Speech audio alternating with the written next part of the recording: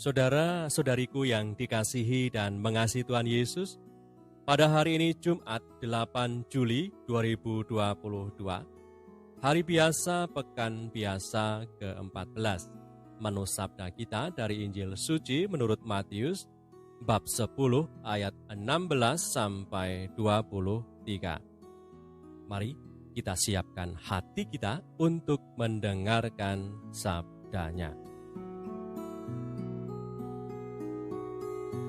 Sekali peristiwa, Yesus bersabda kepada murid-muridnya, "Lihat, Aku mengutus kamu seperti domba ke tengah-tengah serigala.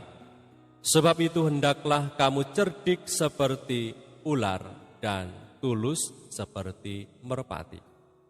Tetapi waspadalah terhadap semua orang, karena ada yang akan menyerahkan kamu kepada majelis agama, dan mereka akan menyesah kamu di rumah ibadatnya.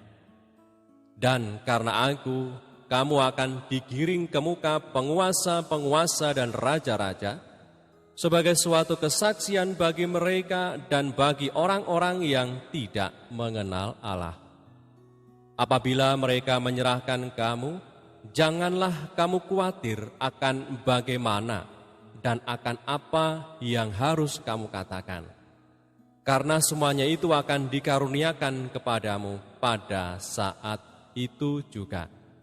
Karena bukan kamu yang berkata-kata, melainkan Roh Bapa-Ku.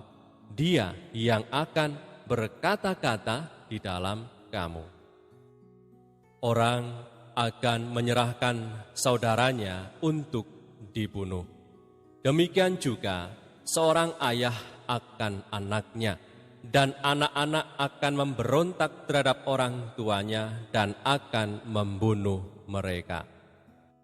Dan kamu akan dibenci semua orang oleh karena namaku.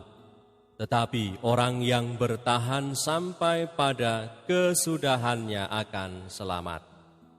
Apabila mereka menganiaya kamu dalam kota yang satu, larilah ke kota yang lain. Karena aku berkata kepadamu, sesungguhnya sebelum kamu selesai mengunjungi kota-kota Israel, Anak Manusia sudah datang. Demikianlah sabda Tuhan, terpujilah Kristus.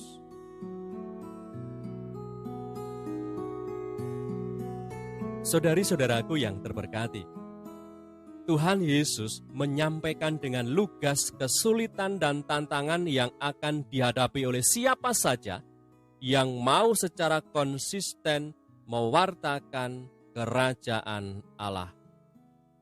Kesulitan dan tantangan yang akan dihadapi oleh tiap orang yang secara konsisten mewartakan kerajaan Allah sebagai murid Tuhan adalah, tadi dikatakan oleh Tuhan, akan dibawa ke depan penguasa-penguasa untuk disidang, diserahkan oleh saudara sendiri untuk dibunuh, dan dibenci banyak orang oleh karena memilih percaya dan beriman kepada Tuhan Yesus.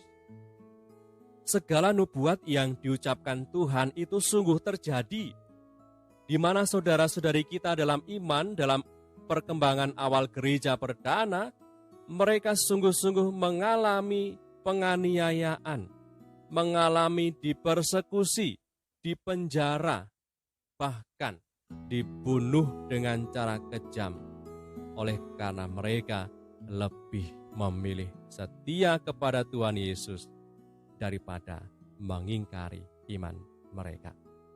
Kesetiaan mereka dalam iman menjadi kesaksian yang terang benderang bagi orang-orang pada masa itu. Mereka dengan penuh kegentaran mengatakan, orang-orang macam apa ini? Berani memilih setia pada iman dan percaya kepada Yesus sebagai Tuhan daripada mengingkari iman mereka. Sehingga darah kemartiran mereka justru membuat gereja berkembang subur. Saudari-saudaraku yang terberkati, akan selalu ada kesulitan dan tantangan sebagai murid dan utusan Tuhan dalam mewartakan nilai-nilai kerajaan Allah. Akan tetapi, Roh Kudus selalu ada untuk kita sebagai daya kekuatan untuk bertahan dan meneguhkan kita dalam segala situasi.